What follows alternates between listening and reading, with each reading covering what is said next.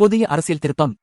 காங்கிரஸ் கட்சி தமிழ்நாட்டில் டிஎம்கே கூட்டணியை மீண்டும் உறுதி செய்து 2026 சட்டமன்ற தேர்தலுக்கான சீட் பகிர்வு உரையாடலுக்கு ஒரு குழுவை அமைத்துள்ளது. இது காங்கிரஸ் கூட்டணி தேர்வுக்கான சமிகையை மறுக்கும் நிலையாக உள்ளது என்று வாதிக்கப்படுகிறது.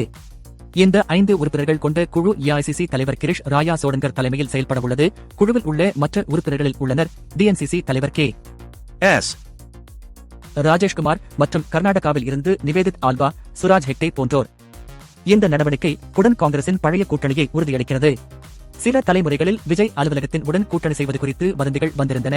ஆனால் இப்போதும் காங்கிரஸ் அதன் டிஎம்கே கூட்டணியிலேயே தொடர விரும்புகிறது என்று தெரிவிக்கப்படுகிறது.